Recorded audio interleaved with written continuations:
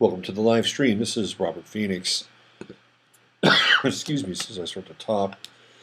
An unceremonious start to tonight's show. How is everybody? We are in a very interesting place in the universe and on Earth, aren't we? A few days removed from the attacks, or the attack on Syria. We're going to look at the chart tonight for Syria, what happened, and especially as it relates to Donald Trump's chart. I've got that lined up. And we're going to look at three women tonight. Last week it was three men, which is four men. We had Reinhard Galen, Marlon Brando, Nigel Farage, and who was the fourth one? I'm spacing out now. He was important, though. I remember. Brando, Farage, Galen. Okay. In any case, tonight we're going to look at three women and three, excuse me, very different women. And yet, all three shared a passion for something, albeit that something was quite different for all three. How was everybody tonight? We're getting a little bit of a late start tonight. I apologize. Normally this will be 9 o'clock on Sunday night, 9 p.m. CST. And it's been a pleasant weekend. I mean, in spite of the fact that we had this shocking event that happened in Syria with Trump and Assad, and we're going to get into that tonight. And in fact, I think I'll get into it right now. And then we're going to get into the full moon. It's in Libra. It's in my sign, my moon sign. I've had a great weekend. I can't complain. Virgo moon was nice. Libra moon was nice. Scorpio moon, we'll see. We'll see about the Scorpio moon. That's a tricky moon. It's in my 12th house. Not always a fun moon.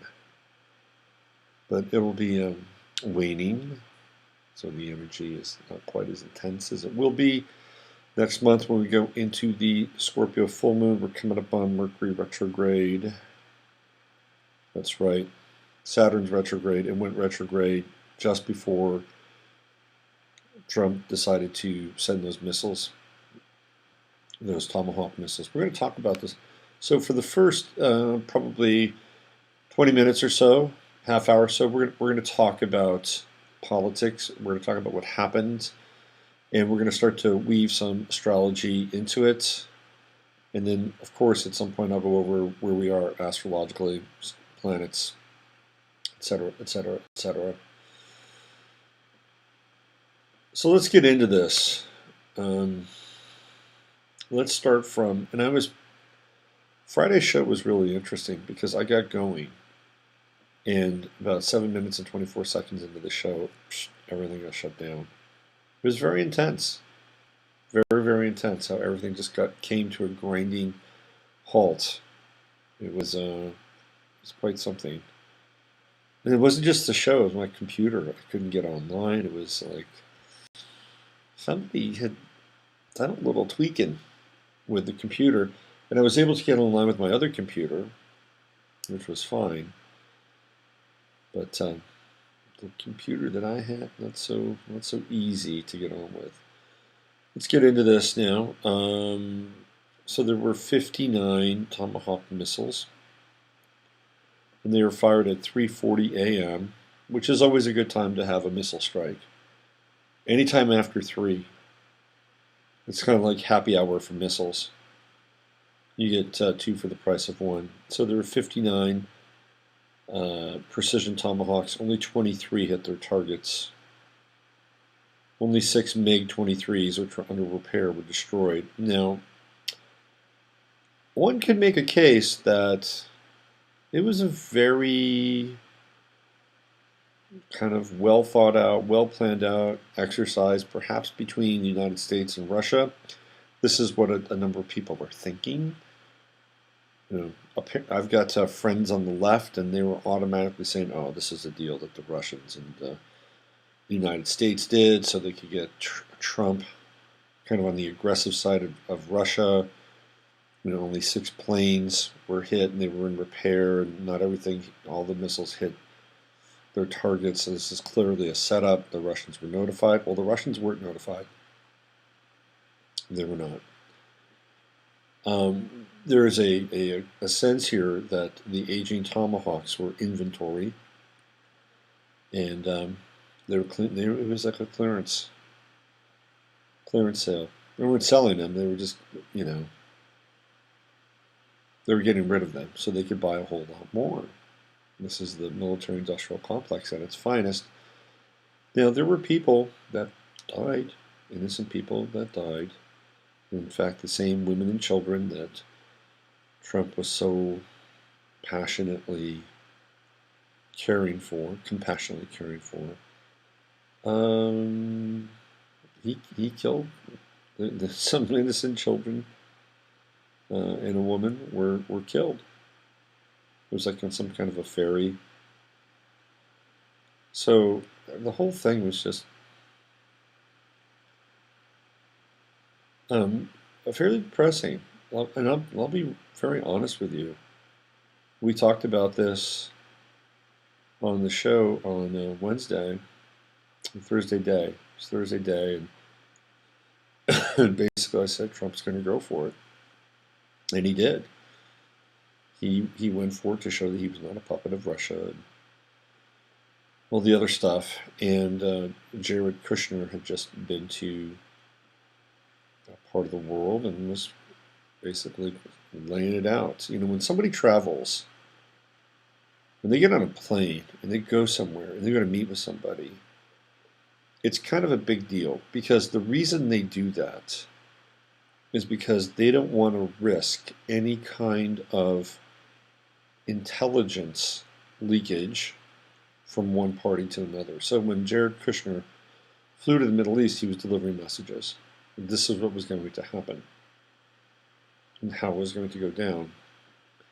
I tossed it out to a friend over the weekend that I believe that Jared Kushner might qualify as the Antichrist.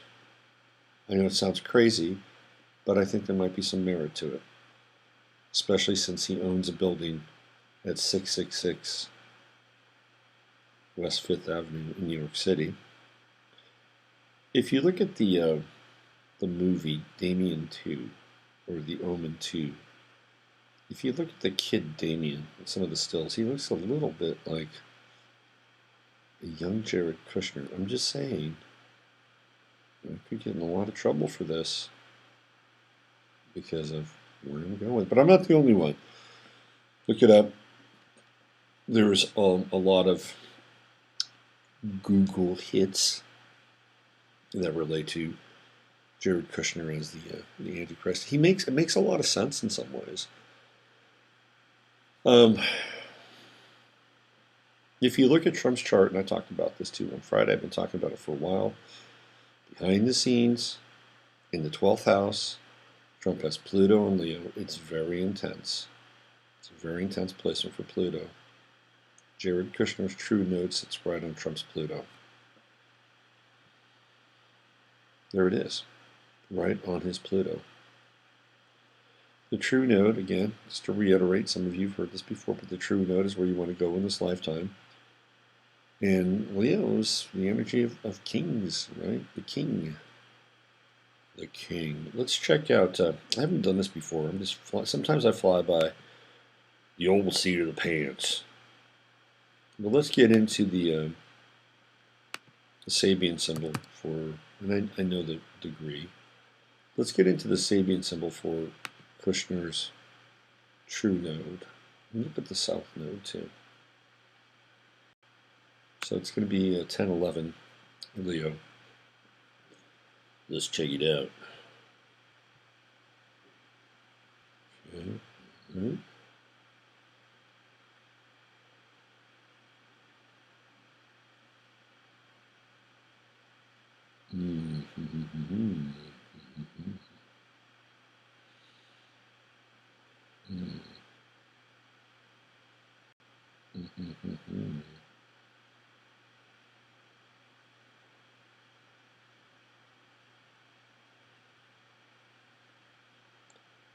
Well,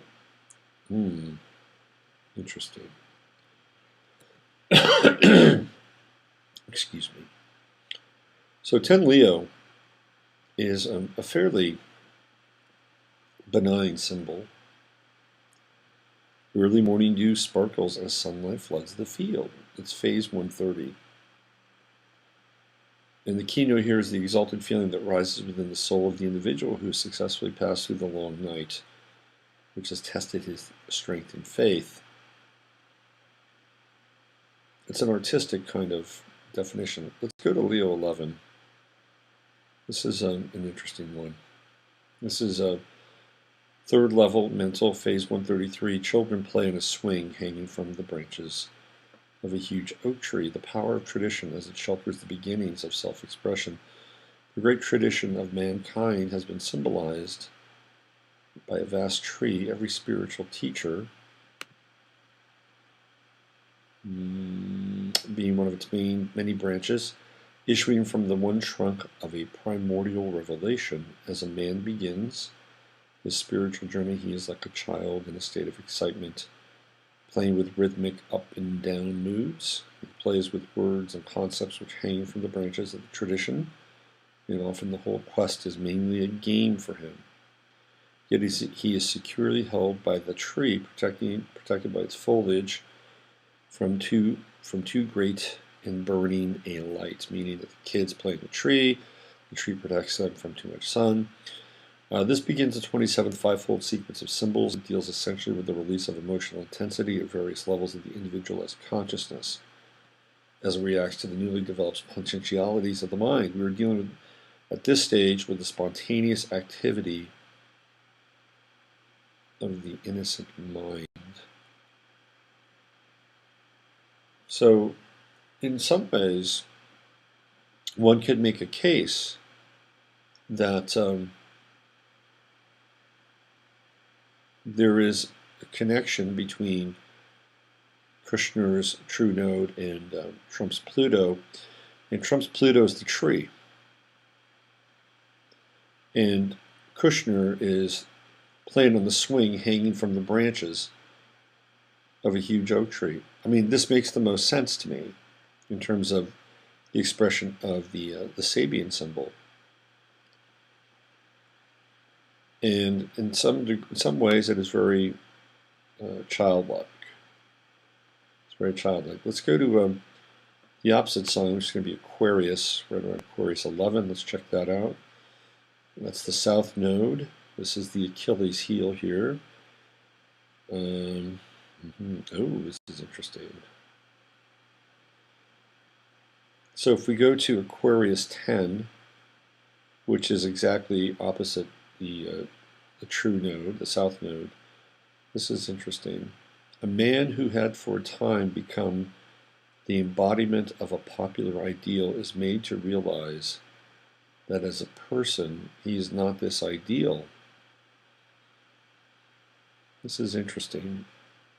Let's, I need to do a little further investigation here.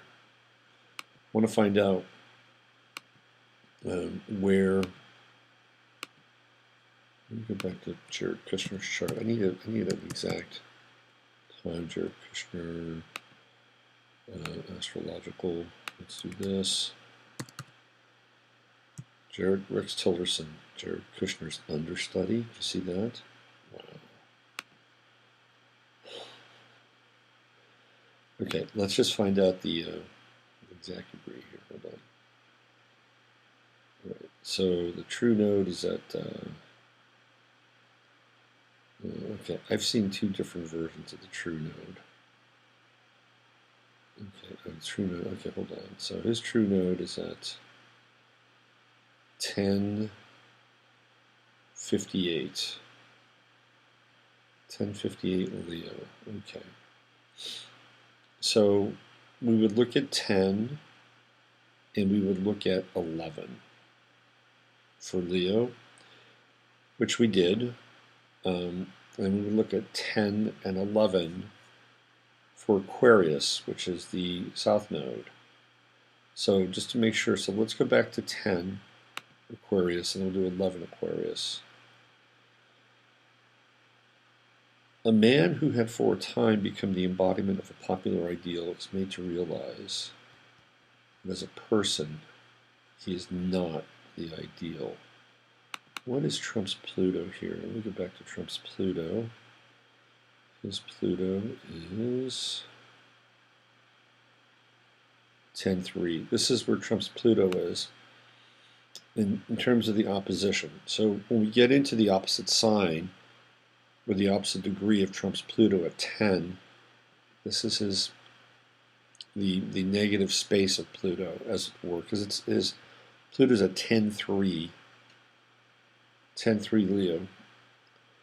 So keep in mind that this is around Jared Kushner's south node. We're going to read two of them, and it would be in opposition of Trump's Pluto in Leo. I'll read it again. A man who had for a time become the embodiment of a popular ideal is made to realize that as a person he is not this ideal. The need to deal with human beings as persons rather than as screens upon which one projects one's dream and ideal. Here we have a final statement on the relationship between mental, spiritual vision and living reality, between persons and the ideal they appear to incarnate, between the great lover image and one's need for love. A love is present, stimulated, and aroused. The star on the movie screen is not the actual person. The star's popularity fades away. The person remains. What has this episode of popularity actually done to the person? This is interesting. This is a question that can be applied to a great variety of circumstances. The fifth symbol in the 60-second sequence brings to our attention an issue that is basic and may confront us in various forms. Person versus archetype. This can mean a critical need for self-reevaluation. Is this going to happen anytime soon? I don't think so. Now here's the third level of it, going to 11. So this is Kushner's south node. During a silent hour, a man receives a new inspiration which may change his life. The need to rely upon inner inspiration and guidance at the start of new developments. What is implied here is the essential value of keeping open to the descent of spiritual or soul forces, especially when a new period of individual activity is about to begin. The individual should not depend mainly on outer circumstances and on traditional and, in a sense, external, because collectively formulated incentives. There is a creative power within, a power that can be tapped, or rather that should be allowed to flow into the brain consciousness, or the hands which write or fashion materials into original forms. This is the first stage in the 63rd sequence of 5 phases of activity. It refers to the overshadowing of the individual consciousness by an inner yet transcendent power. So quite possibly, if Jared Kushner ever had a moment of deep self-reflection, that he may actually have an inspiration that would change his life. Now, his inspiration and our inspiration might be two different inspirations. Let's just be upfront with that. So that is his south node at 11. The south node at 10 is in Aquarius, both a 10 Aquarius and 11 Aquarius. A man who had for a time become the embodiment of a popular ideal is made to realize that as a person he is not this ideal. Interesting. Well, it feels like Kushner's calling the shots. That's what it feels like. Steve Bannon is on the outside. There's a very interesting picture of Kushner and Steve Bannon. You can find this online. And Bannon is, there are all these people sitting around like a big table, and they're obviously talking about something very important. And Bannon is at the corner. He's on the out. I mean, he's like Bannon's like Pluto on the far fringe. Let me see if I can find this photo, just so I can bring it up here. Let me see. So let me do this here. You guys can check this out. Let's see.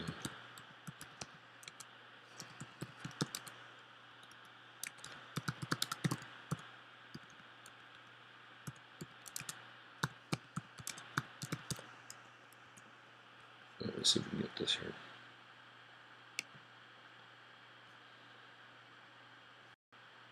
Oh, come on.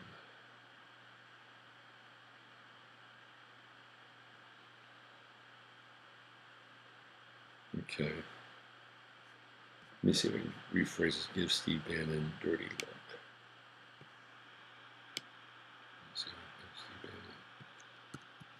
Dirty. Let's try this. Sometimes it's all about the phraseology. Okay. Oh, here it is. I think I found it. Yeah. Okay. I'm going to put this up here so you guys can see this and kind of get a sense as to what I'm talking about. Let's do this. Let's add an image. Let's do this. Okay. Give me just one sec here. I'll bring it right up for your perusal. And then we go to the desktop. Okay. So it's going to be 51.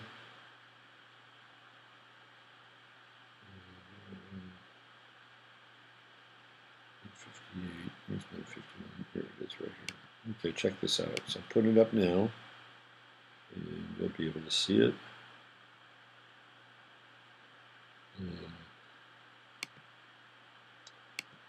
Where are we? Come on, man.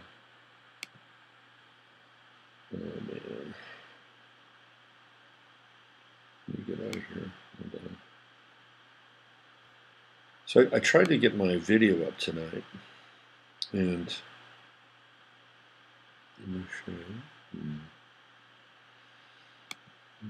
Studio Moon. Boy, okay, let me try this one more time. Image 6. Image. Let me do this here.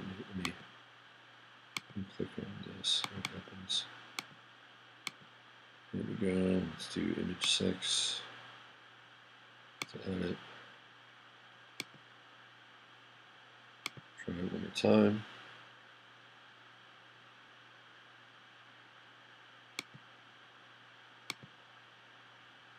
There we go, one more time.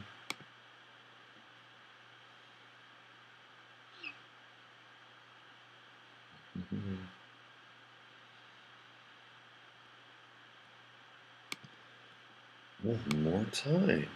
Here we go. Oops. Here we go. Okay, so let me get out of this transition thing. Duplicate scene, duplicate sources.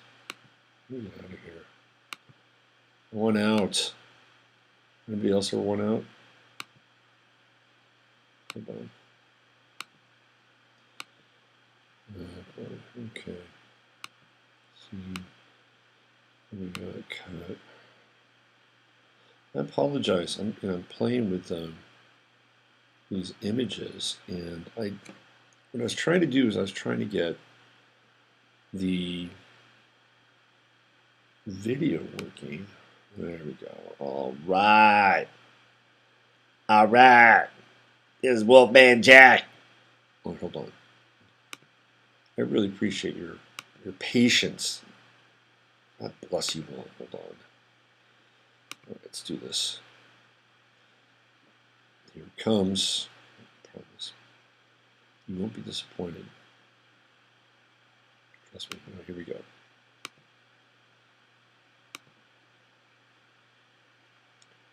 And why is it not working? This usually works. All right, let's try it. Let's try a different one. Let's try a different scene. Hold on. This is bugging me. I really apologize, people. I'm usually a very professional broadcaster. Let's just try this. Let's do a different image here. Let's rename this. Cancel. Modify it.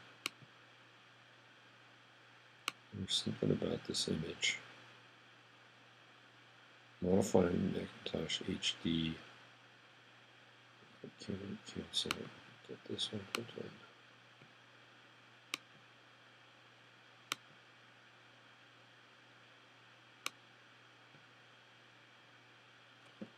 Let's do it. Hold on.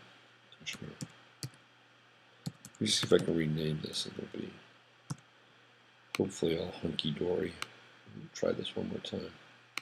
Because sometimes the naming conventions get a little weird. All right, one more time. Come on now. Come on now. Work for me.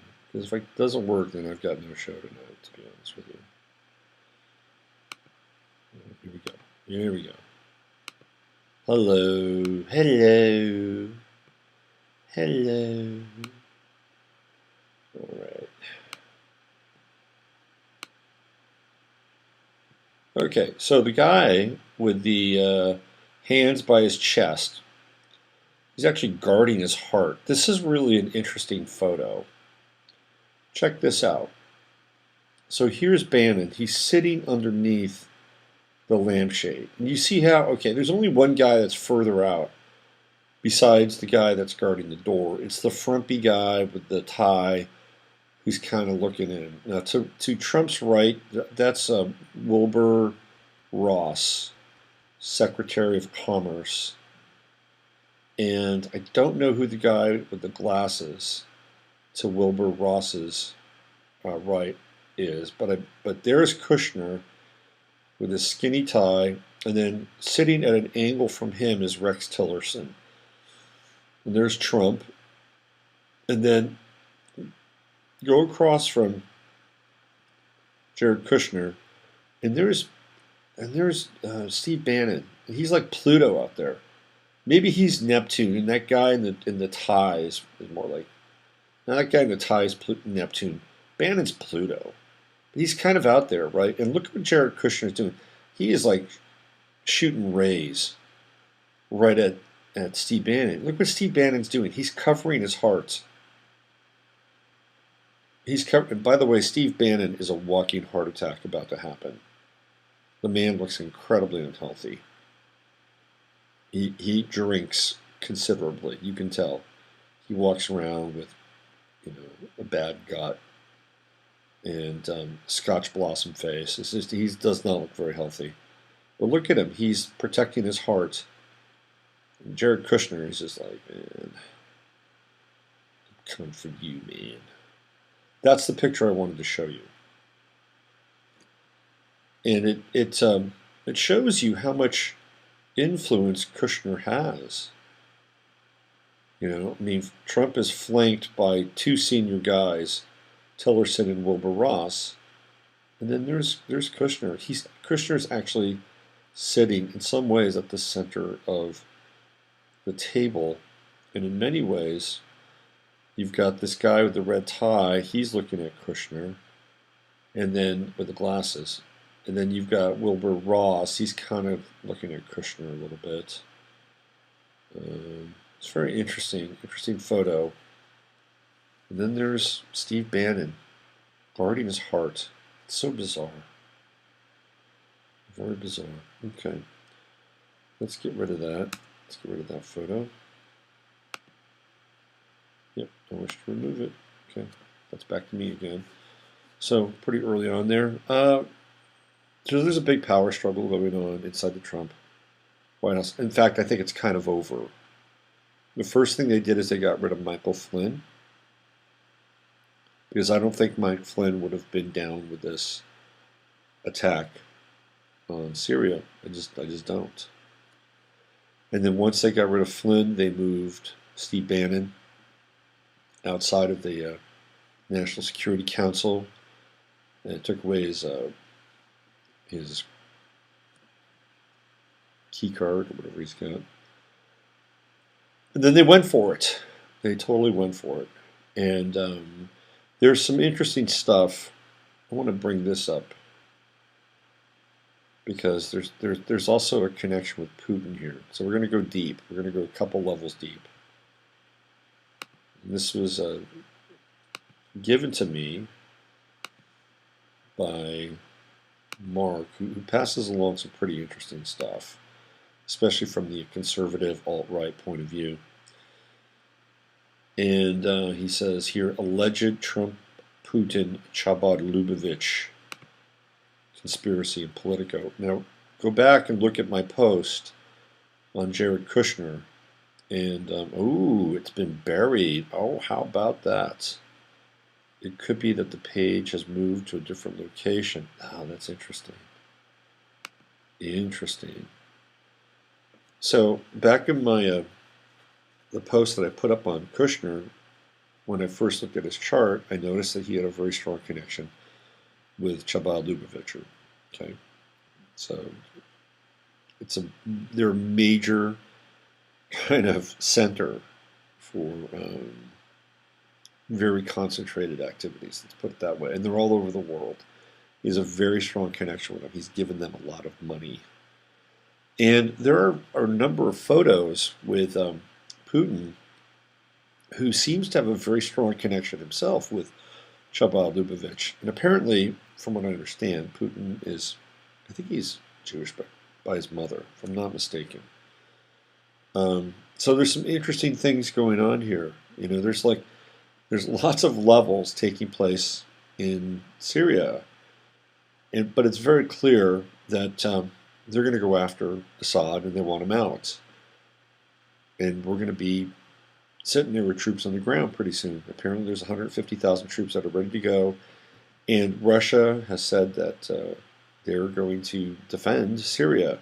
So maybe there's this weird kind of thing going on with Chabad and Putin and Kushner. Maybe there's fifth dimensional chess taking place. But all I know is that a major event occurred.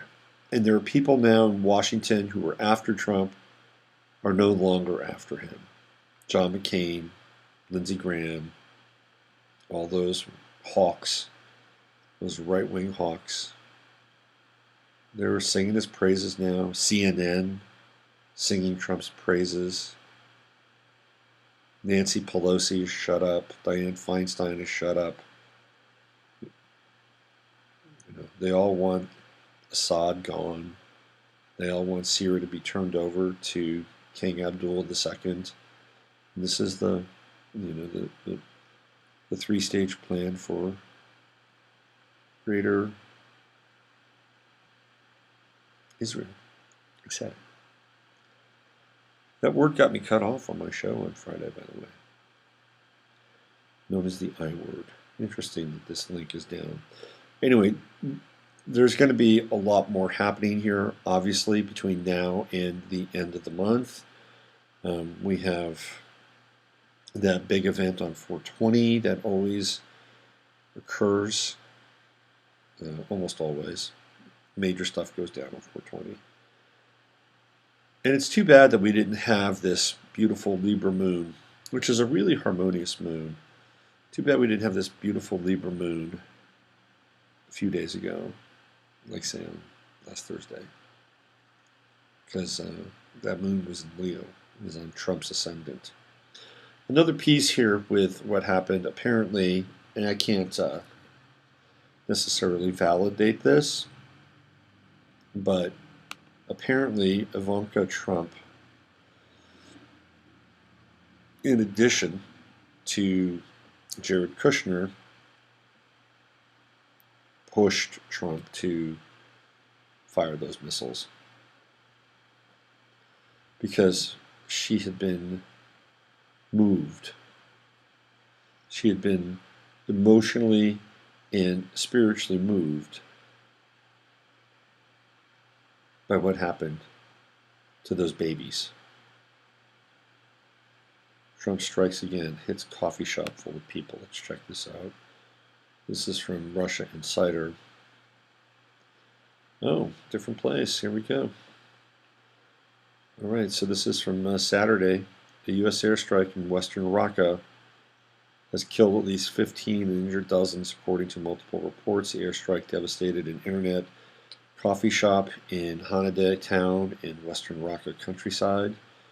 The airstrike killed more than 20 civilians and injured dozens more. This is from Leith Abu Fidel. Breaking U.S. airstrike kills 20 plus civilians in West Raqqa. Did you guys know about this? Syrian Observatory says airstrike kills at least 15 people near Raqqa. Let's see what else we have. Well, Donald Trump now launched 60 Tomahawk missiles at the U.S. Air Base in Kobani. On Tuesday, the Assad regime launched yet another chemical attack on blah, blah, blah. And there's Nikki Haley. Nikki Haley is the dark version of Aquarius. If we haven't really covered that before, be happy to cover it for you again. She is the dark version of Aquarius. She wants a global hegemony. She is the cold, calculated, very dark ambassadoress. Because the UN is it's an Aquarian group, right? It is an Aquarian group. I think it was formed under the sign of Libra. I can't be I might be mistaken, but it's an Aquarian group. And there she is, leading the United States. And every day she's just frothing at the mouth for more war, more war, more war. That's all she, it's like, get this guy, let's take him out. It's going to be regime change. Okay, so the United Nations it's a Scorpio entity, October 24th. I knew it was close. It's a Scorpio entity, October 24th, 1945. You want to know who the founders of the UN were? I'll tell you. Let's go, founders. Here we go. I'll tell you the founders of the UN. Let's see. Syria. Syria was one of the founders of the UN. United States, India, Turkey, Canada, France, Venezuela, Egypt, Saudi Arabia, Iraq, Australia, New Mexico, New Zealand, the UK, Lebanon, Poland, Haiti, Ecuador, Argentina, the Soviet Union, Chile, Ethiopia, Greece, Denmark, Norway, Dominican Republic, Peru, Costa Rica, Bolivia, Belgium, Netherlands. So it's it's a fair. Let's see, the Republic of China wasn't People's Republic of China, Union of South Africa, the Belarusian Soviet Socialist Republic, Nicaragua, Guatemala, Ukrainian Socialist Republic, Liberia, Yugoslavia, Paraguay, Uruguay, Honduras, El Salvador, Panama, Netherlands, Belgium, Bolivia, Costa Rica. We talked about them. Dominican Republic, Norway, Greece. So Syria is one of the founding members of the UN.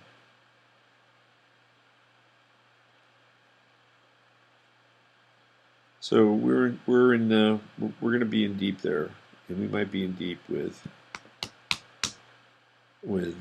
Russia and Iran here soon, because all these guys just want war.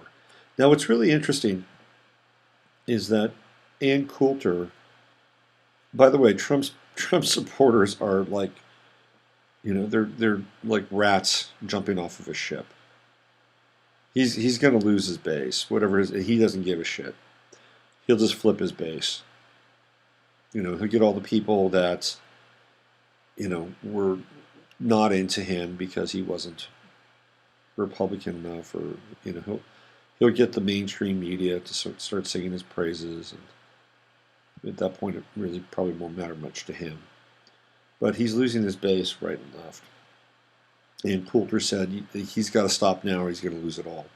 And that's what she said in her tweet. If you don't stop now, President Trump, at real Donald Trump, if you don't stop now, you will lose everything. Paul Joseph Watson, he's off the Trump train. Michael Savage, he's off the Trump train.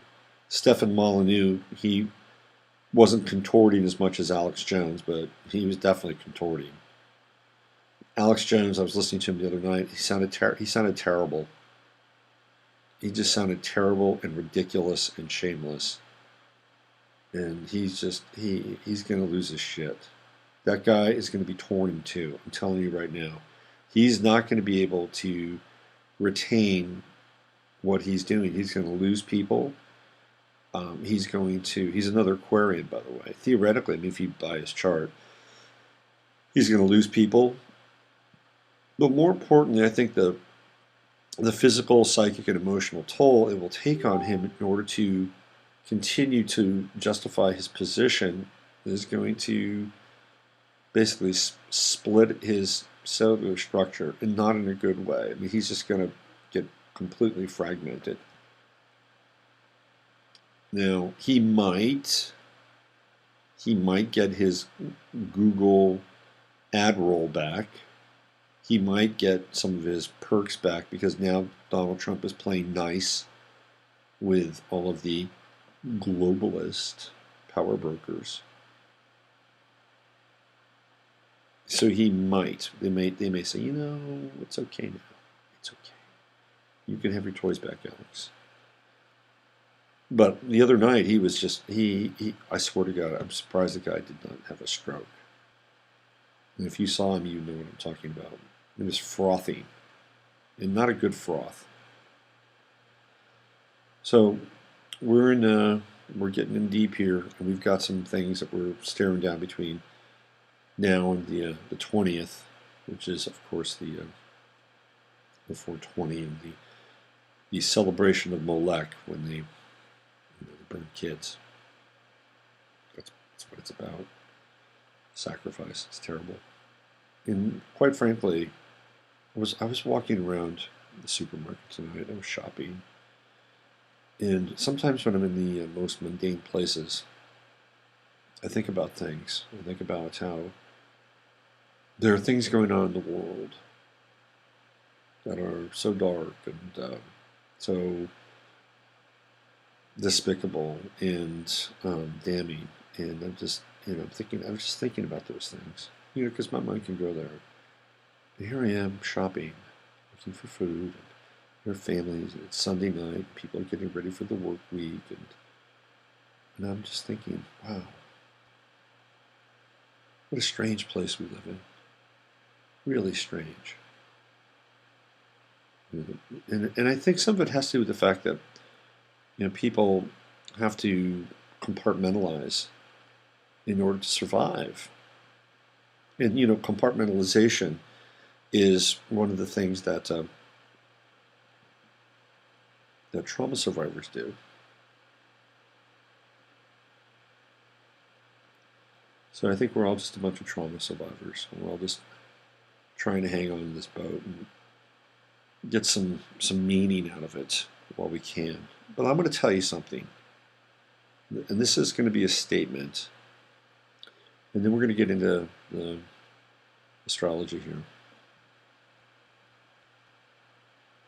Every single one of us has a duty right now. And I know it's hard. I know it's difficult. Every single one of us has a duty to be alive. And I mean really alive. And it is at times painfully difficult. But we have got to affirm life. It's essential. We have got to affirm the God within. It is essential. Or God within, not the God. God within. We have to affirm it. And do our best. And we're,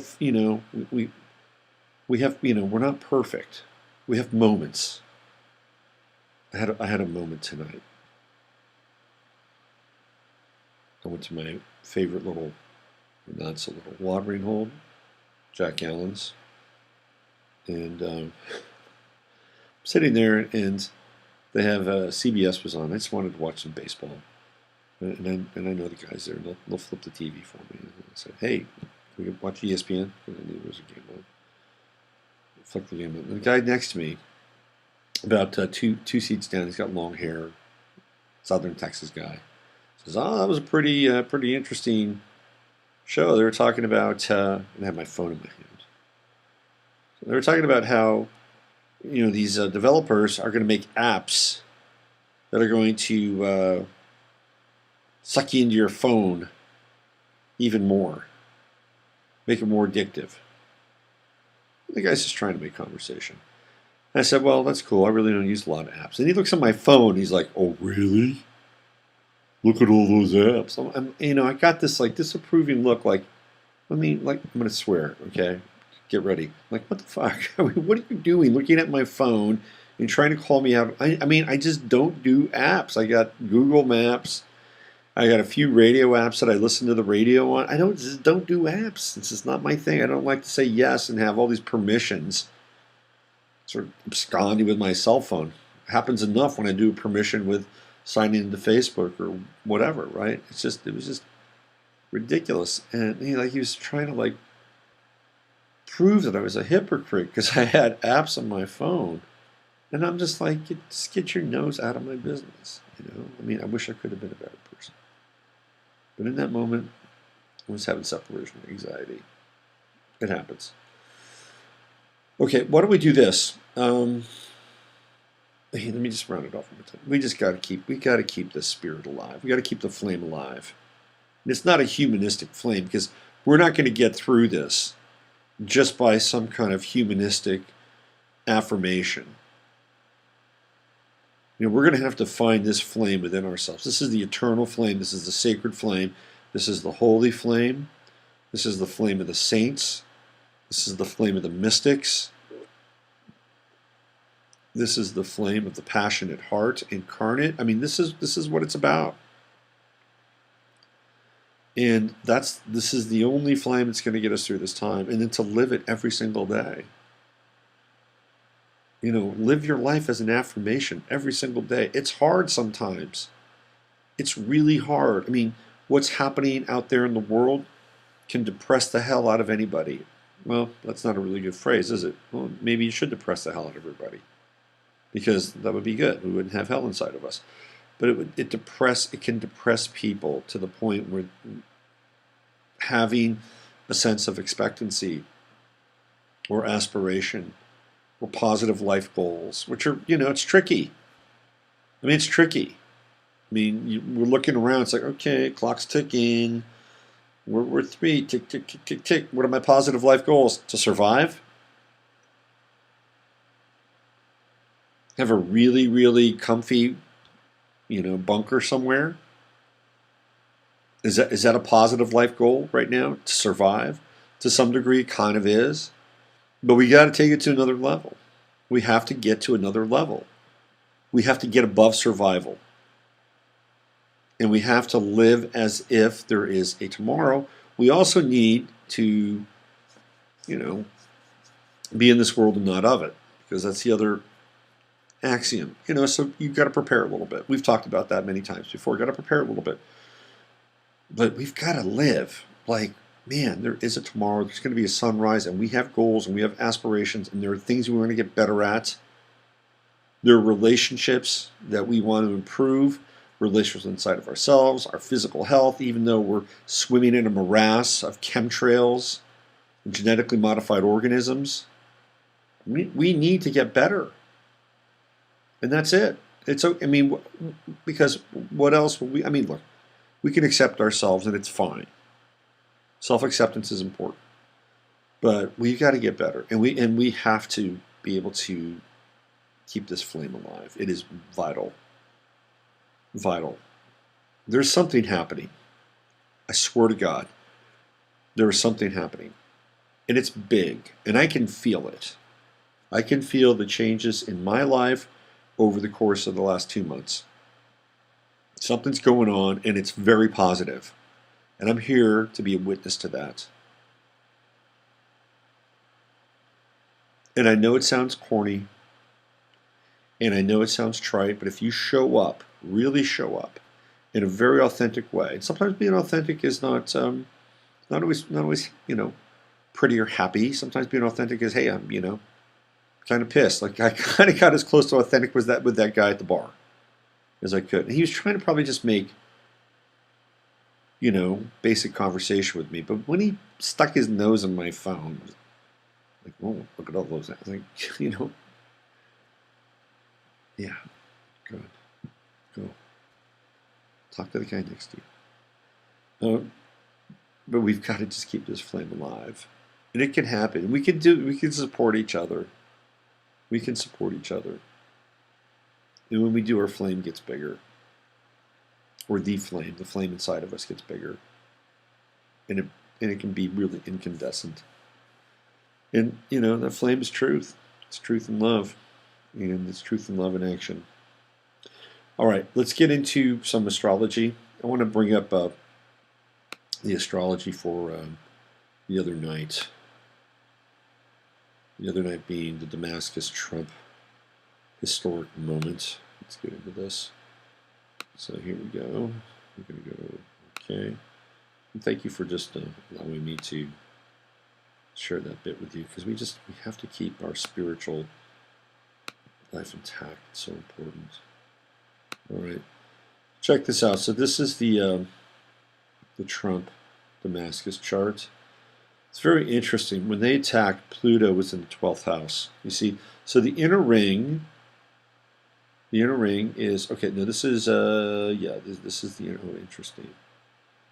Very, very interesting. Okay, Sun Uranus conjunction, just like Trump.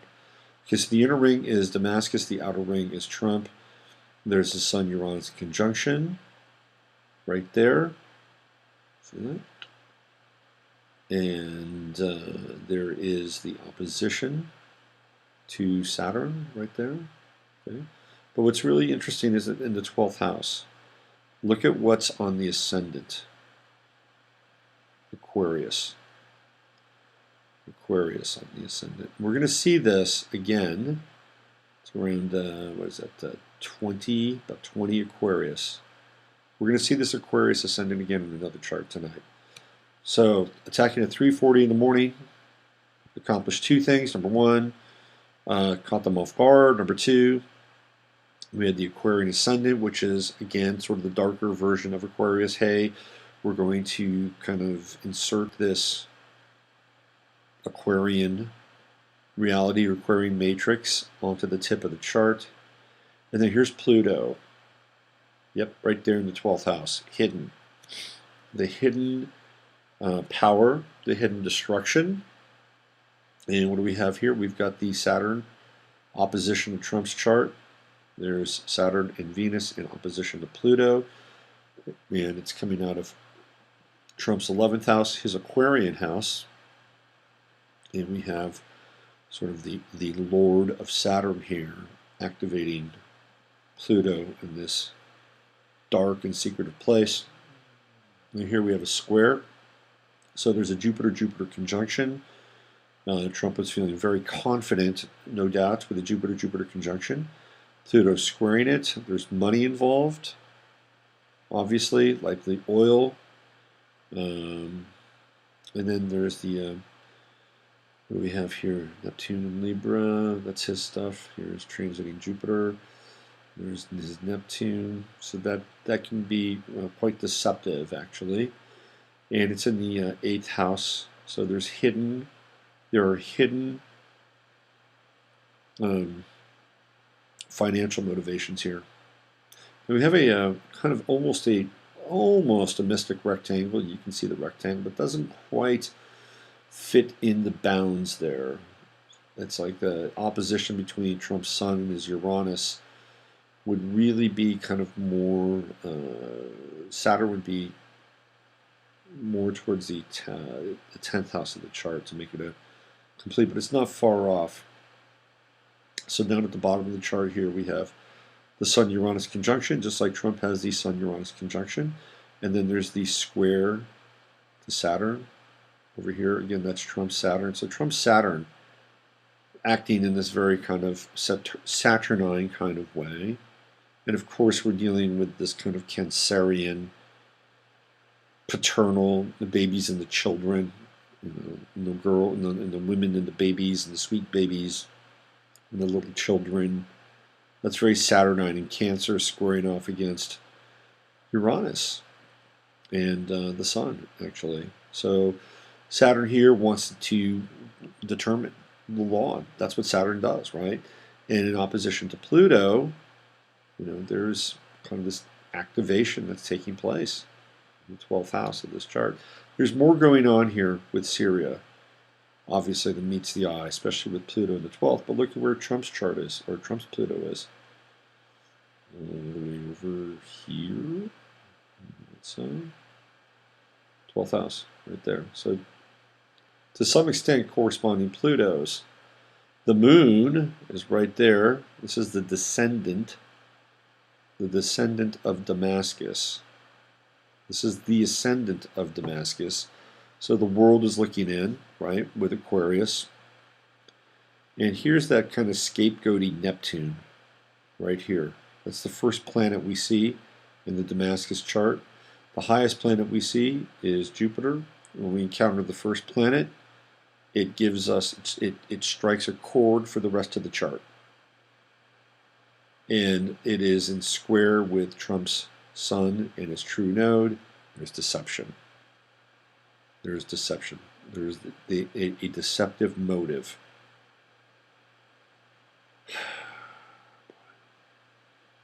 And then again, the highest planet in the charts, which is Jupiter, is the planet that gives us this highest point of energy. To some extent, maybe the culmination of this movement from Neptune to Jupiter. Once we get past Jupiter, everything's descending. Look at that, there's a Sun-Jupiter opposition, which isn't necessarily bad, but it's also, there's a lot of hidden activity going on in the 8th house, and that's other people's money. There are deals that were made with Libra here. It's interesting. Let's see. Trump's Mars, which is right here in his ascendant, was in a clear kind of grand trine going on, right? So he's got the grand trine to Saturn, or trine to Saturn, and he has a trine to Uranus, which is straddling Sun Mercury. So he felt very Mars-like, right? It was like, you know, he's going to use this energy to activate this Saturnian energy in the 11th house. This is the coalition, by the way. This is what Tillerson is barking about, a Saturn in the 11th house. So Trump's Mars was definitely engaged in channeling some energy towards this Saturnian kind of. But the rest of the world, you know, Saturn in the 11th house can be harsh too. You know, this is critical. There's criticism with Saturn in the 11th. But by and large, it's being fairly supported with the sextile to Jupiter and the trine to the Sun and trine to Uranus. It's that opposition with Trump's own Sun and Uranus that brings out the criticism of Saturn. This is an interesting chart here. But it's this Pluto in the 12th, which has got my attention. It's got my attention. It's deep. It's Plutonian. It's power. It is power behind the scenes, and it is Trump's Saturn that is in conflict with this Pluto in the 12th, and initiating it in many ways. Interesting charts. So this is what was put into motion. Now, I had a Damascus chart, but here, let me see if I can pull it off so you guys can see this a little more clearly. Let's get this out of the way. So let me get the Damascus chart up so you can just see what was happening that night with just the Damascus chart without Trump's chart. So let's do this. Here we go.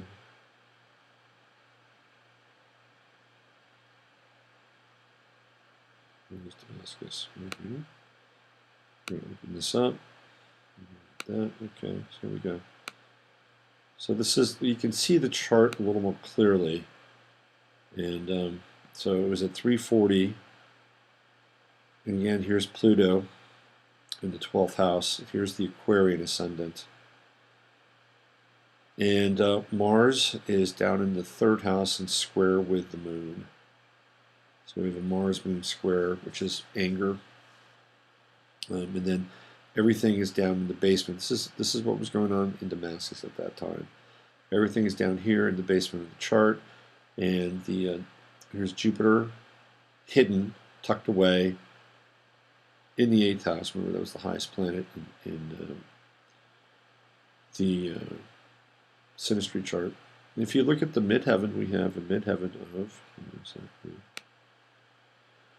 2 Sagittarius. So you're dealing with foreign countries with the Sagittarian midheaven. And here's Saturn just coming into the 11th house. There's the square to Venus. Now, where's Russia showing up? Russia is Russia's planets are all like first decan Capricorn, so they're all going to be pretty much over in the 11th house, and quite possibly around this Pluto aspect here. So Russia is an ally with all the planets in the Syria's 11th house.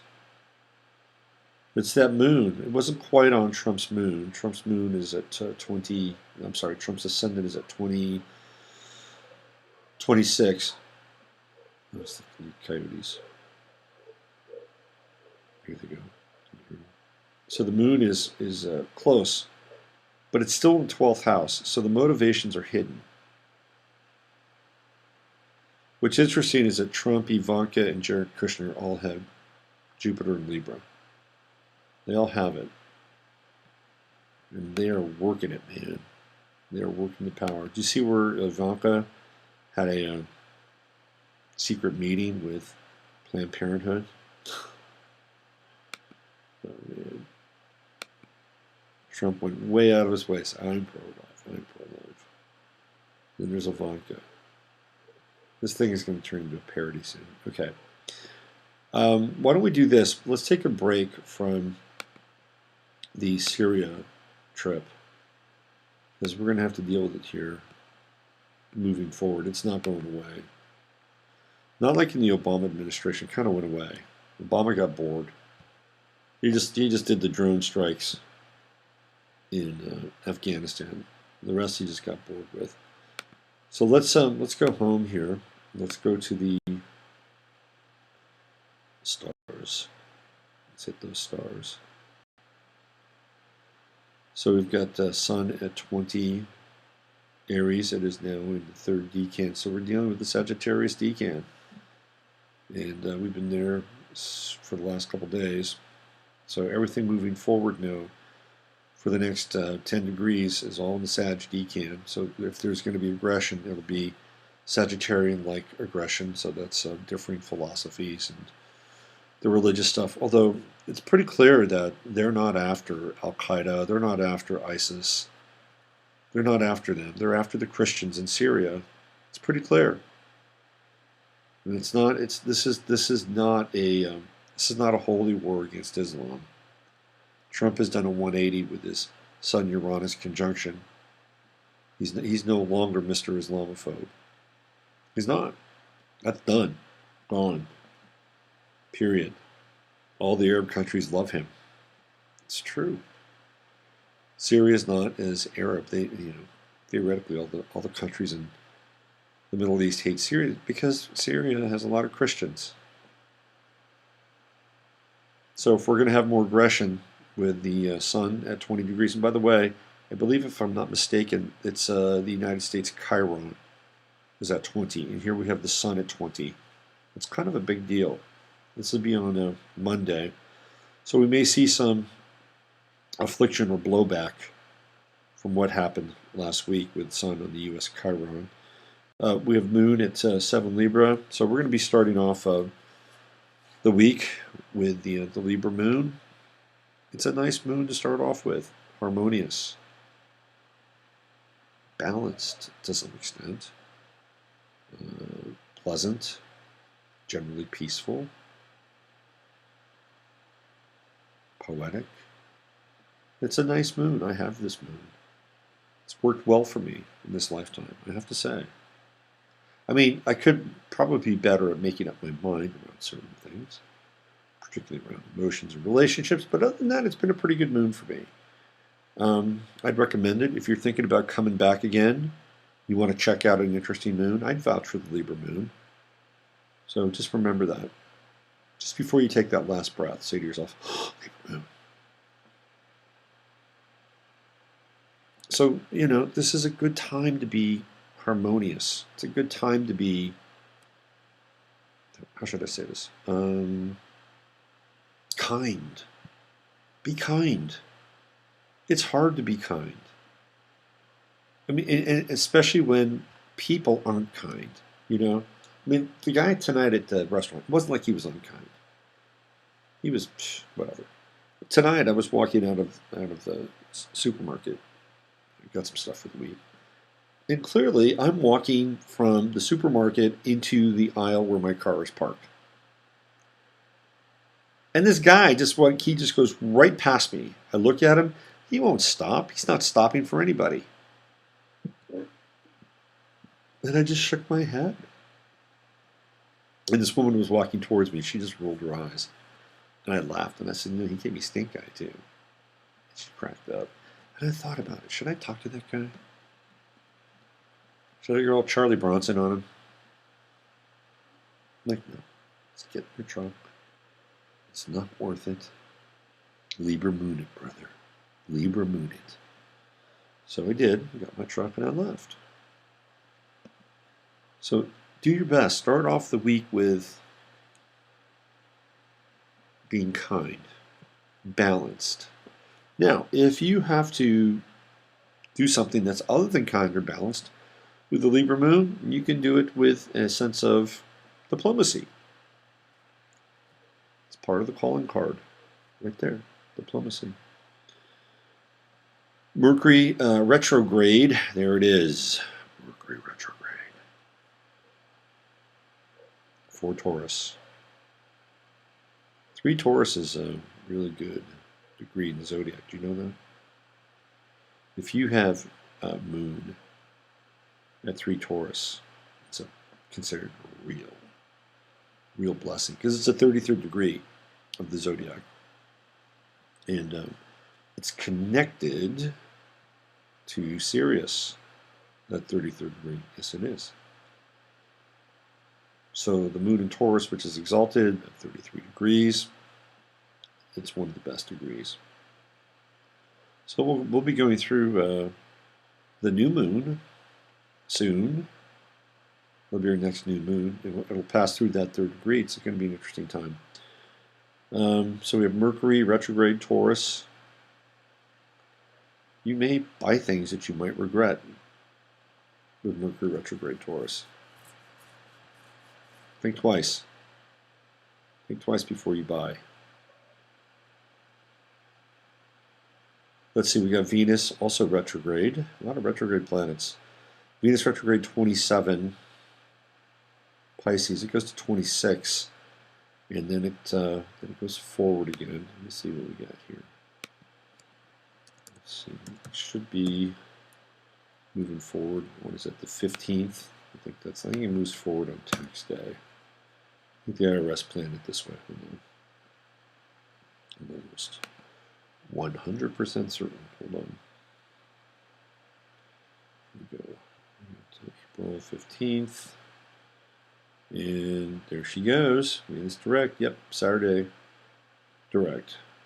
And so that period right there on Friday the 14th, that's going to be interesting because it stations, Venus stations at 26 degrees on Friday. That's going to be an interesting day. Wow. I wonder if it's going to be one of those days where things really hang in the balance. And we may not know what's going on behind the scenes completely. But it'd be nice when Venus goes direct. It's not been a terrible Venus retrograde. I'm trying to think of a good Venus retrograde example. Okay, this was kind of a Venus retrograde example. I think it was a couple of weeks ago or last week. There was a woman. She's a golfer, and she won a title.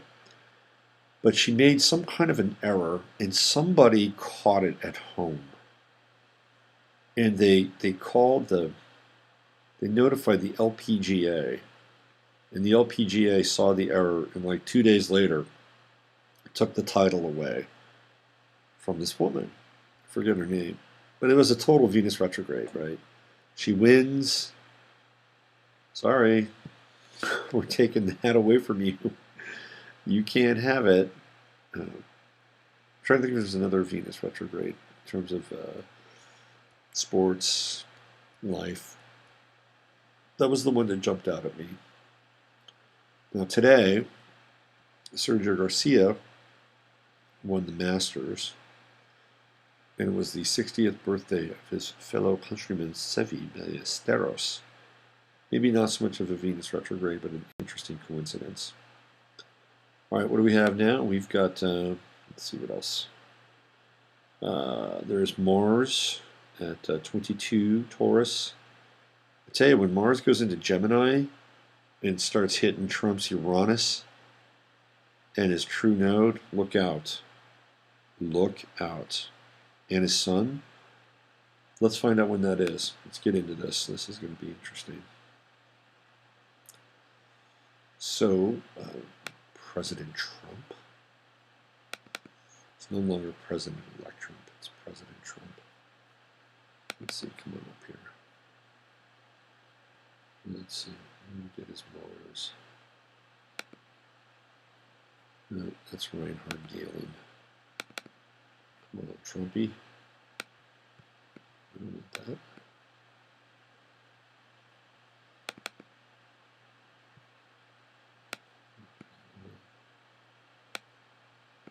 Oh, man. Okay. Look over here. Let's find this. Find this. Here it is. Okay, so Trump's Mars, I'm sorry, Trump's Sun, I apologize, is at 22 Gemini. And his Uranus is at 17, and the true node is at 20, so they're all bunched together. So we could look at the boys at Battle NOLA Radio, just uploaded a new video, taking action in the end times. Okay, there we go. It's a theme. It's a theme in the year. You've got to take some action. The flame is burning, boys and girls. Let the flame burn. Okay, so let's get into this Mars in Gemini. It's around 17 degrees. And that's on the 17th of May. That's when we have the first point of contact. That's with Trump's Uranus. And then it's, let's see, 20... Hold on a second. Okay, so Mars. Yeah, so it's, let's see, the 17th of May, going all the way through the 25th of May. So when we get into that new moon, that new Gemini moon, which will be on Mike Pence's moon and opposing Trump's moon, that's on the 26th. Right there, that's when Mars is at 23 degrees. And Mercury's at 10 Taurus, and we'll have gone direct by then. So just circle these days. Mark them off on your calendar from the 16th of May through the 27th of May. So let me just bring them up again. That's going to be the, let's make it the 15th. The 15th through the 27th. That's 12 days. 12 days in May. Sounds like a play, doesn't it? Didn't somebody have a... Anyway. That's when transiting Mars is going to be on Trump's true node and his Uranus and his Sun, which means it's going to be opposing his Saturn. I'm gonna throw down here that this is when we move into a full-scale war. This is a very unstable Mars in his chart, trust me. And it's the opposition to his full moon, and of course opposing Saturn in Sagittarius. I'm telling you right now, you want to look at a war aspect, it's right here. Right there. And we're talking May. From the 15th of May to the 29th. Let's just call it the 29th. That's a Monday. Almost 2 weeks. Full 15 days. So we're going to have to, we'll do our spiritual work. We'll do our praying. We'll do our meditating. And hopefully we can stave some of this off, because there are people that do that, There are people that actively meditate and pray and do their best to align themselves with the will of God and, really kind of sacred space. And We're going to need it. This is what we're going to have to do because, these people now, they're turning up the volume. And we are moving towards, some end times and revelation kind of action. This is what these guys at Battle Null Radio were talking about, and it's kind of there. This Mars transit is going to be very intense. The closest it gets to Trump's Uranus and the opposition to, let's see, Saturn, it's going to be right around the 20. I guess it's going to be the 25th. 25th. Tuesday the 25th. It'll be at 22 degrees, and Saturn will be at 26. So of that Mars-Saturn opposition. And then we throw in Chiron at 28. So we have that T-square now. Transiting Mars, Chiron, and Saturn. Mars has been on Trump's Sun and Uranus and True Node before, right? But it's never been on his Sun, Uranus, and True Node in a time of war where it's percolating. And he's a guy that basically can say go. So this is not your average Mars transit across his Sun, Uranus, True Node. Let's be clear about that. Okay, so here we go. We have Jupiter. So we're going to have a Moon-Jupiter conjunction coming up here tomorrow, I think, right? Tomorrow. It'll be later tomorrow night. Moon-Jupiter conjunction. That could be very festive. We need to be a little more festive now. I think we need to do everything opposite. If the world is getting grim and dark and intense, and you've got these creeps who are basically moving on lies, then we need to be alive and loving and festive. We need to hold a different kind of space. So tomorrow night, have a festive dinner. Invite some friends over. I know it's Monday night. Why not? Invite some friends over. Cocktails. Maybe some chicken wings. If you're a vegetarian, maybe some crudité, hummus. It's going to be a good day tomorrow to talk openly about your feelings and about relating. Really good. We've got Saturn in Sagittarius. It's still at the 27th degree, so it's still on the galactic center, but it's moving backwards now. And it'll be pulling away from Trump's moon. That'll be interesting when that happens. I wonder if you'll feel either less burdened or more vulnerable. Maybe that's Saturn protecting that moon. Uranus is at 24 Aries, so we're coming up with a Sun-Uranus conjunction here in the next couple of days. That's another really interesting day to look at, shall we? Why not? We're kind of on a roll. So let's go to Sun 24 and Uranus 24. That's Friday, the 14th. This is an interesting day. This coming Friday. Because remember, that's when Venus is stationed. Strange things kind of happen, just before it goes direct. So, circle Friday, 24th. Looks like we'll be having a void course moon later on the 24th, and then it goes that night into Sagittarius. So we're going to moon in Sagittarius, which is Trump's moon. And the moon itself will be in opposition with Mars. So the Mars-Moon opposition, and then we'll have the Sun-Uranus conjunction right there, Friday the 14th.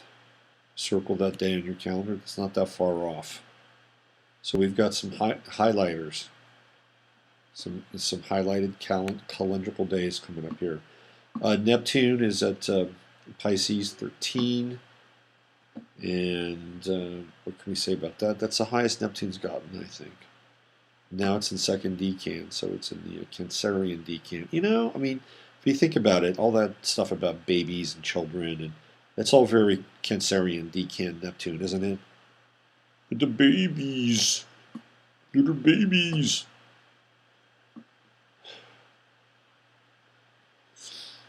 So from here on out, I mean, Neptune's going to be in that Cancerian Decan. It's going to be playing the fiddle, the sentimental fiddle.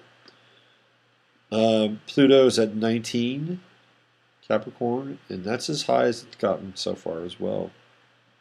And it's boy, it's not quite third decan yet, so it's still in that Taurus decan. It doesn't move into the Virgo decan. Let me just see. It's going to be around 1955, right around there. Goes retrograde. And then by the end of the year, it's back up to 80. So it's not going to be until next year when it moves into that Virgo decan. And that's when I think we have some issues with production in the U.S. It either gets better or gets far worse. And let's see what we have here. True node is in Virgo too. We're getting ready to go to the true node in Leo. Oh boy. Oh boy. You know what that means? This means the true node is going to hit Trump's Pluto. And it's going to hit Jared Kushner's. Jared Kushner's going to have his nodal return. That's next year. We have some time for that one. Thank God. It's going to happen, though. And that true node, very quickly, guess what it's going to hit? It's going to hit Trump's ascendant. He's going to feel very full of himself. So we have true node at 29. So his ascendant's 26, right? It's in June, right around his birthday. Yeah, right around his birthday. So his birthday this year, what is it, the 8th? Let me just see here. Donald Trump, 14th. He's born the 14th. So the moon's going to be in Aquarius on the 14th. And true node is going to be right on his ascendant. I've been loving that, huh? Big time for the Donald. All right, that wraps up our astrological look at the week ahead. I wanted to do a few charts here before we signed off for the night. Before I do, just let me check in with the chat room, see what's going on in the chat room. What do we got here? Last days of May. Let's see what we have. Hi, everybody. There's Tracy. Hi, Tracy. There's Phoenix 1689. It's all pre-scripted, huge war stuff in Trump's chart. Absolutely. We can't change the grand plan. That is truly out of our hands. It is always darkest before the dawn. Okay, that's, there's a lot of truth to that. Let's see, Mary says, I was waiting to get to the take on Korea. Okay, we'll leave it to you, Brenda. So we got a nice little thing going on here with some people. The chat room is, it's happening. There's a little chat room thing going on. I like it. People are talking, they're exchanging information. So Sunny is a bastards are chemtrailing and GMOing. To be alive when the bastards are chemtrailing, forcing this vaccine. Yeah, I know. It's hard. It's tough. I agree, Sonny. It's not easy. It is not easy. This is what we're doing, though. We got more here. No one is buying what Jared is selling. Not well liked. No, he's not. Isn't it interesting that we also had that Jared from Subway go to prison for pedophilia? Isn't that interesting? I'm not saying there's a connection. Maybe it's a war in the DC pedos. I'm not saying it's a connection, but it's interesting. We have these two Jareds. There's always going to be two with Trump. Okay, let's do a few charts here. Let's get back into this. I'm going to bring up a few charts for everybody's perusal, because there's some interesting birthdays happening. And one of the birthdays is the birthday of Rachel Corrie, who was an activist. And I'm going to bring up a picture of Rachel Corrie. Let's see what we have here. Here it is. Here's the Corrie GIF. And let's see, that was around 902. So let's go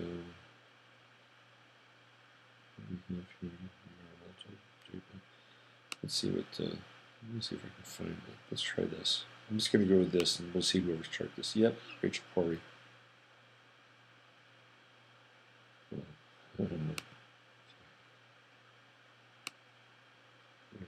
There's Rachel Corey. And there we go. There she is right there. Rachel Corey was an activist, and she died protecting a house in Rafah, Palestine. And she was a really interesting young woman. And let's do this one thing here. Let's do this.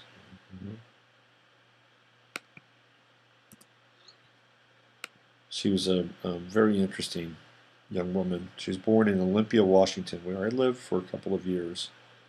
And this is unfortunately what happened to her. She got bulldozed by an Israeli bulldozer as she was trying to protect a house in Palestine, Gaza.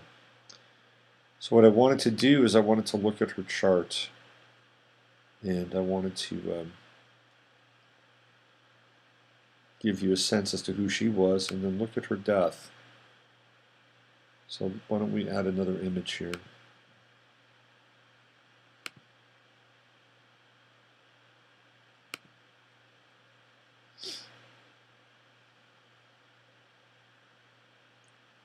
I think this is the one. Yep. So this is her chart. Now, if she were alive, these would be her transits. But she obviously is no longer with us. What's interesting is that she has an Aquarius rising, very similar to the Aquarius rising that took place in Syria, 15. Here we have Aquarius 12. And here's Mars at the 28th degree in Aquarius, so she was obviously fairly active. Her true node was in Sagittarius at 1 degree, right here in the 9th house. So clearly, with the 9th house true node, she was going to make a move somewhere outside the country, and she believed,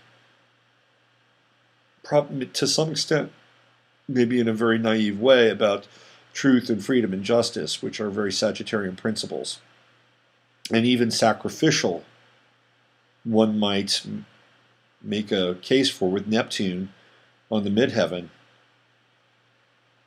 And clearly, with the true node there, conjunct the midheaven, it was very important for her. We have a trine Mars-Uranus, which is at the final degrees of Libra. And again, that's a very activist kind of energy. And then we have Uranus-Pluto, two heavy hitters in the 8th house of the underworld. But in Libra, right, being fair, Pluto in Libra again wants to be fair. What else do we have here? Here's Saturn in Cancer in her 5th, nurturing 5th house. She, if she would have lived, she probably would not have had children, or would have been very difficult for her. And all of her Aries planets down here in the 2nd house, all about values of the individual, right? 2nd house, material value, and the square. It's not really a square; it's a square to the transit. So this is this is Rachel Corey's chart. What really grabs me is this Mars at 28, just at the final degrees of Aquarius. So let's do this. Let's see what we have here. Let's bring her out.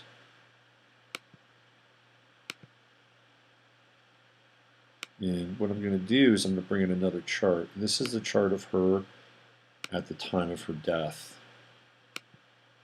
This is what was going on. Maybe we can learn something from this. Astrological forensics. Here we go. So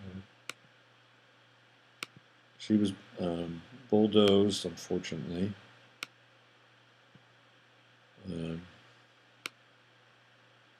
At around 4:35, that's what she went. She got to the hospital about 5:05. By 5:35, she was dead. So I'm assuming that this is what was going on at the time of her death. So this was these were where the planets were. So it was Sun, Mercury, in Pisces, a big T square going on here. And let me see, so the Sun's in Pisces. Let me go back to this image. So the Sun was in Pisces, and we had Gemini in the midheaven at the time of her. And then what's interesting too is we had these oppositions. So she was going through that nodal opposition. So her true node was here, down in the fourth house, and it's interesting. So Pluto was at 19. Her true node is at what, 1? So her true node is right over here in the third house. And then let's see. This true node with Gemini is what do we have here? 3 degrees. So yeah. So transiting south node was right on her natal true node. And down at the bottom of the chart, right here, right there. And then, so there had been a nodal reversal. Interesting. And here's the sacrificial energy of Pisces, the Sun-Mercury conjunction, and that was in her first house. And there's Uranus right there, for an early degree of Pisces. So let's go back to this other chart. So let's go back to image 11. Here we go. So let's do this. Let's get this out of here.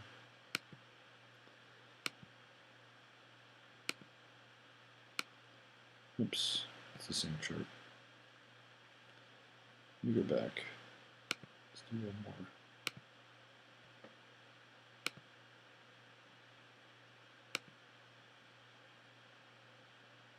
Alright, so we have the Corey GIF and the Corey death. Let's go here.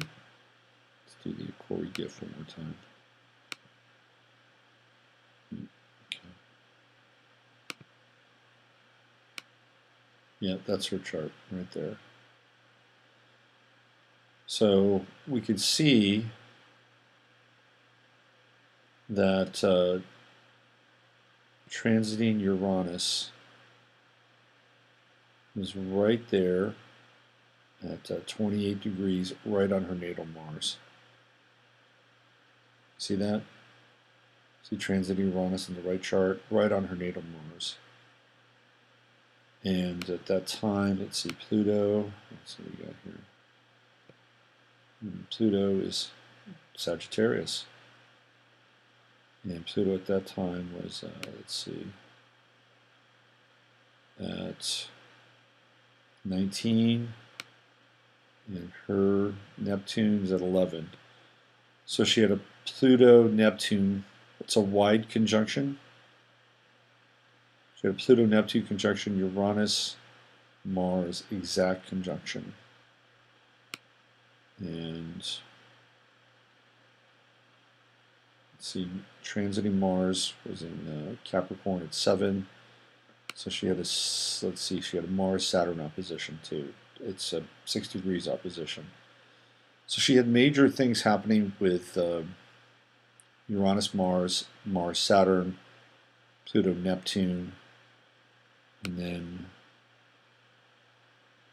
let's see what else was going on. So that transiting Mars, let's track that.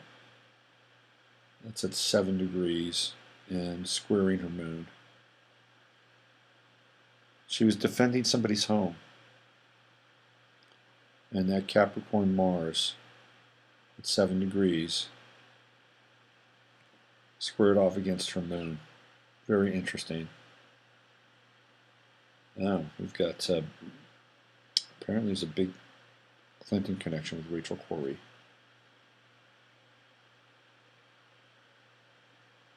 Interesting. Thank you for that. Anyway, today's Monday would be Rachel Corrie's birthday. And she was a pretty powerful activist, and she actually they turned her diary into a play, a very moving play, and it was a big hit in London, and they were going to bring it to New York, and then all of a sudden the powers that be did not want her to continue her play. They closed her play. You can fill in the rest. All right, let's do another one here. Let's do another photo. We're going to set this up. We're going to bring in another image. And this is Joan Quigley. Joan Quigley was the Reagan's astrologer. There we go. Do this. I actually met Joan Quigley. She was a very odd woman. She was very strange, and I met her in 1989. Very unusual woman. She was like nervous. She'd written a book. We were interviewing her about her book, with some book about astrology, but we couldn't ask her anything about the Reagan White House. And we met her at the Fairmont Hotel in San Francisco. So I'm not sure if I have anything really interesting to add other than her chart. Why don't we bring it up here, because I thought it would be interesting to look at it.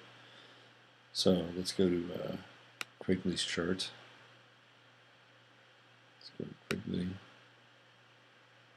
Let's browse this.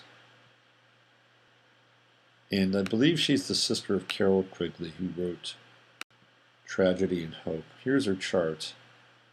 She's a Virgo rising. She acted very much like a Virgo rising. And so her relationship with astrology, over here, Mercury-Uranus conjunction. Now, Reagan was an Aquarius, so his planets would be down in her 5th house and to some degree 6th house. And I think Nancy Reagan was a Cancer, if I'm not mistaken. So it's going to be Nancy Reagan's planets, which are up in the 10th house. The connections with Nancy Reagan. It's not with Ronald Reagan. She has a true node in Cancer, and Mars in Gemini, Pluto in Cancer. Her 10th house is mostly just. So the connection with hers is with Nancy Reagan, who's a Cancer.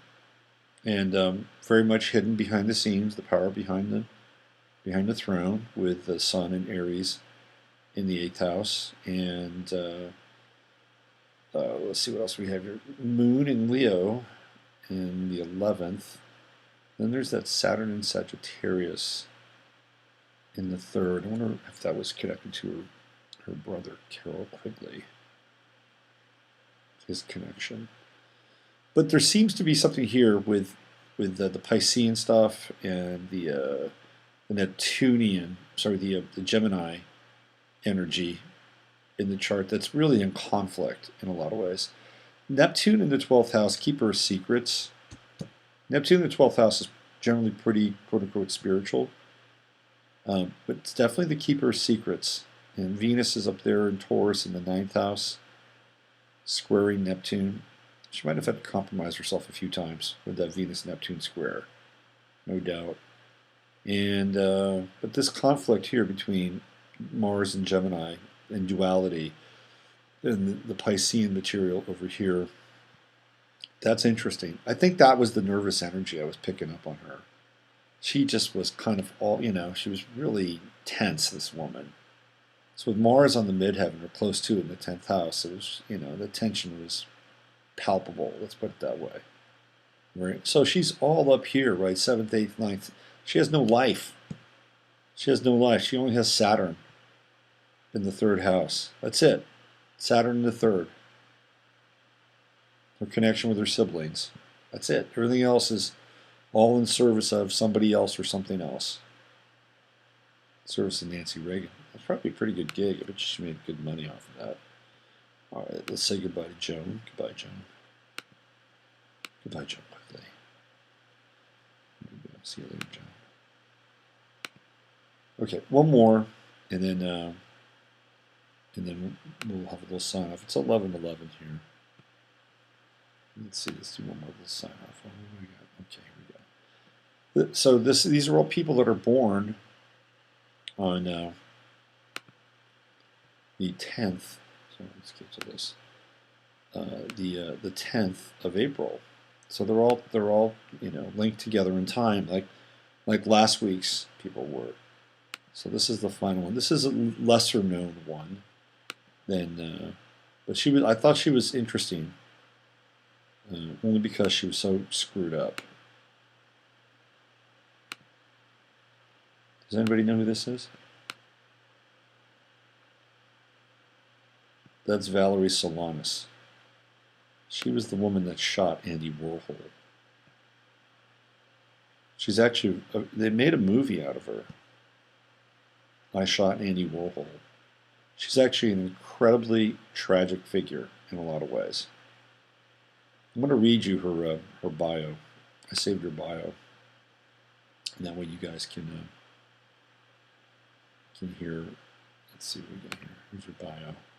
American militant lesbian feminist, founder of the Society for Cutting Up Men, also known as SCUM.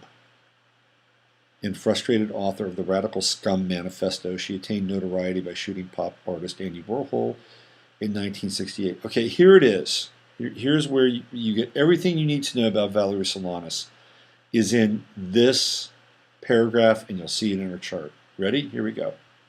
Valerie Solanas was sexually molested by her father sometime in the 1940s, and after her parents' divorce, she moved with her mother from New Jersey to Washington, D.C., where her mother remarried in 1949. After refusing to continue at a Catholic high school, okay, so she's been molested by her father and she's at a Catholic high school. That's a bad combination. The rebellious and headstrong Solanas was whipped by her grandfather. A runaway by age 15. By some accounts, she may have become pregnant by a sailor she dated, but still managed to complete high school in 1954. An attentive student at the University of Maryland. So this woman's been through some shit. Okay, and I'm gonna be a little empathetic here. She's been through some shit, and she's managing to actually go to college. She supported herself by working in the psychology department's animal laboratory, which is, a great gig for somebody who's been, really twisted up a little bit. After a year of graduate work in psychology at the University of Minnesota, she traveled America, begging or prostituting herself until she ended up in Greenwich Village in 1966. In early 1967, she approached Andy Warhol at his studio, The Factory, about producing Up Your Ass, her play about a murderous, man-hating hustler. Warhol thought it too dirty and misplaced the script, her only copy. The same year, Solanas wrote and self-published her Scum Manifesto, which detailed her grievances against men. I don't know why she's not a more seminal figure in contemporary feminism. I mean, they should make this woman a saint. I don't agree with it, but you know what I'm saying? This woman, her time is going to come. Trust me. Okay, here we go.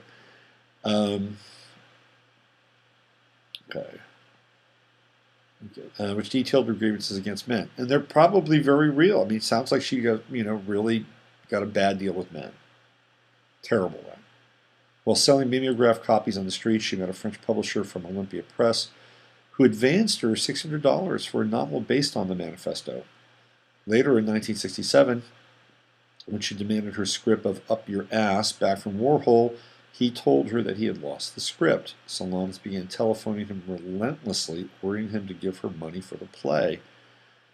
In July 1967, he paid her $25 for performing in I, a Man, a feature-length film he was making with Paul Morrissey. Solanas appeared as herself, a butch lesbian who rejects the advances of a male stud. She also had a non-speaking role in Warhol's Bite Boy in 1967, In the fall of 1967 at Max's Kansas City, New York cafe, Warhol and Viva verbally abused Solanas, reportedly calling out, "You dyke, you're disgusting." On 3 June 1968, Solanas went to the factory and hung around until Warhol arrived. About 4:15 p.m., they took the elevator to the studio together. The nicely dressed Solanas was carrying a paper bag from which she produced a gun and shot Warhol as he spoke on the phone with Viva. She shot him 3 times, the third bullet penetrating his spleen, stomach, liver, esophagus, and both lungs, while Warhol lay bleeding. She then fired twice at Mario Amaya, an art critic and curator, hitting him above the right hip with her 5th shot. Turning to Fred Hughes, Warhol's manager, she put her gun to his head and fired. The gun jammed. She fled. That night at 8 p.m., Solanas handed a .32 automatic and a .22 pistol to a rookie traffic officer in Times Square, explaining that she had shot Andy Warhol because he had too much control of my life.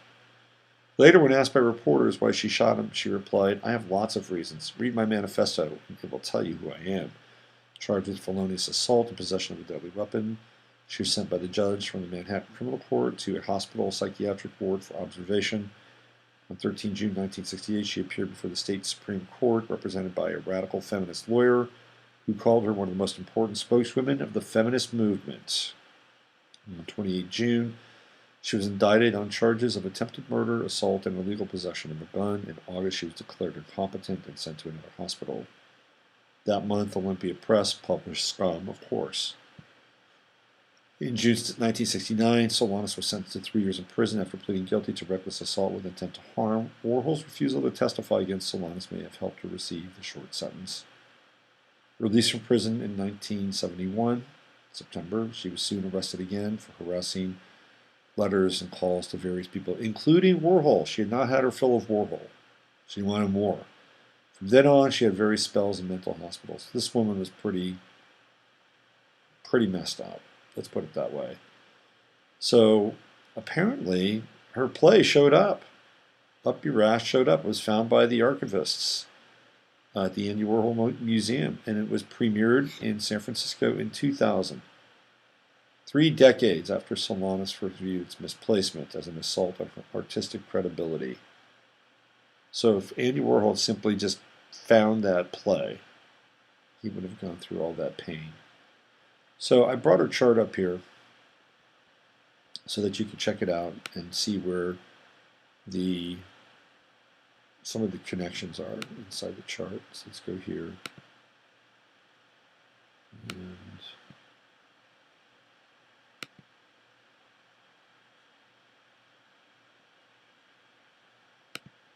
here we go. Bada bing. Check out her ascendant. Let's put it over here. Okay. Check out her ascendant.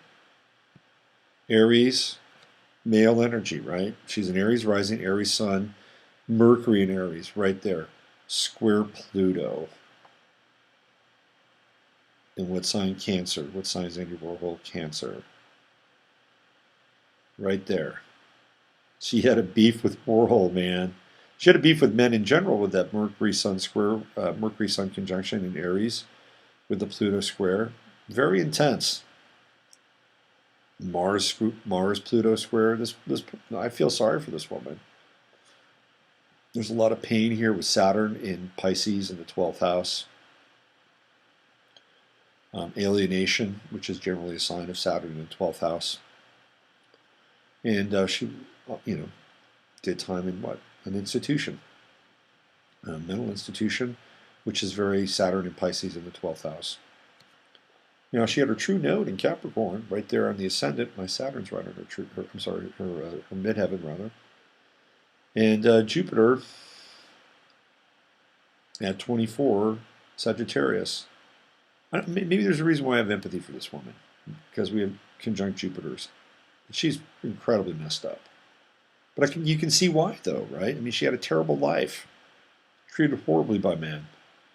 And then here we go. So the question becomes, what is it? Is it the chicken or the egg? Is it the chart, or is it the abuse handed out by Aries here on the ascendant squaring Pluto with Mars square Pluto, with the Mars-Uranus conjunction. Which one is it? And would it have been redeemable? I don't know. This is kind of a difficult chart. You know, she's got Moon in Scorpio. People of Moon in Scorpio have grudges sometimes. That's the way it is, you know? Interesting. And it's also interesting that her movie, or the movie that would be made about her, would come later on after she had died or faded in anonymity. And there's something about kind of this Capricornian true node on the midheaven, which has some, you know, some little slice of immortality, that she was the woman that shot Andy Warhol. Not many people get movies made after that. I'm not saying you should go out and shoot somebody in order to get a movie made out of you. That's kind of Capricornian in some ways. But this, the Cancerian stuff with the Sun square Pluto, Mars square Pluto, and then Warhol's Sun and Cancer, it's all kind of, you know, mashed up down here in the bottom of the chart. Interesting stuff. And of course Saturn in the 12th house. Institutionalization of Saturn in its own house, and Venus over there too. Now the Venus-Pluto trine is interesting. You know, that's intense. Venus-Pluto, you know, this whole thing with Mars, you know, in this fortitude and kind of getting through and having going to these different colleges, and you know, it means this is a very intense person. But clearly, man, it's the death notes of the Sun-Pluto square and the Mars-Pluto square down there in the 4th house.